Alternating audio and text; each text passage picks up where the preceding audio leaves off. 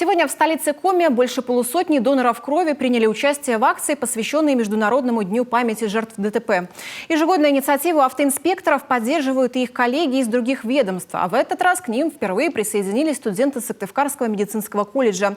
Из Центра переливания крови передает Иван Беречевский. Сегодня в Коми республиканском центре переливания крови преимущественно сотрудники полиции и студенты Сыктывкарского медицинского колледжа. Однако у каждого есть возможность отдать частичку себя во благо чьей-то жизни. С начала года на дорогах Коми погибло 53 человека. В регионе делают все для того, чтобы жертв было как можно меньше.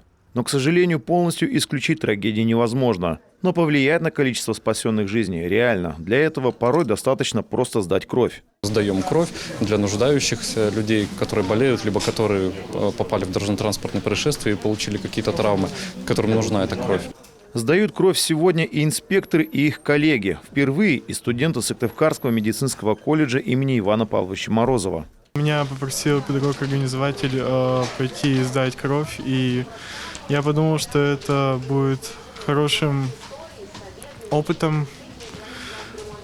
Всегда хотел попробовать сдать кровь. Большинство из них сегодня впервые примерили на себе почетную роль донора. Однако среди будущих медиков нашлись и те, кто уже давно занимается благим делом. Саму кровь Анна Кузнецова сдавала лишь один раз, а вот плазмой делится уже в 4-й. Пришла, сдала первый раз кровь, и потом мне позвонили и говорят, мол, типа, вот у вас высокие титры по энцефалитному клещу, нам такие люди нужны, давайте вы будете приходить к нам почаще. То есть люди, которых, например, укусил клещ, им нужна вакцина. Вакцина делается на основе сыворотки, то есть плазмы крови. Стать донором несложно, но есть ограничения по здоровью и питанию. Перед самой процедурой медики обязательно проверяют самочувствие пациента и берут анализ крови.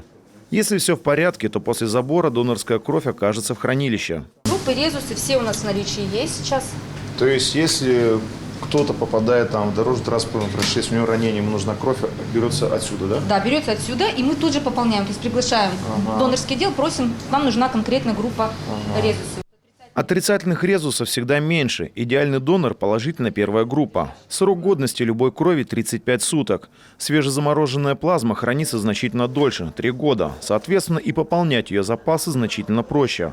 А вот тромбоциты даже при идеальных условиях портятся всего за неделю. Поэтому их готовят исключительно для конкретных пациентов. Например, онкологические пациенты, которые получают химиотерапию. У них определенное количество клеток снижается, тромбоциты. Соответственно, им необходимо при начинании химиотерапии, когда начинают, да, или, например, при кровотечениях. Когда есть кровотечение, необходимо его остановить. Тромбоциты также помогут. Стандартная доза забора крови 450 мл, поэтому вес донора не должен быть меньше 50 килограммов, чтобы у пациента не возникла анемия. Мужчинам можно сдавать кровь 5 раз в год, а женщинам не больше 4. Сегодня акцию в память о жертвах ДТП поддержало больше полусотни человек.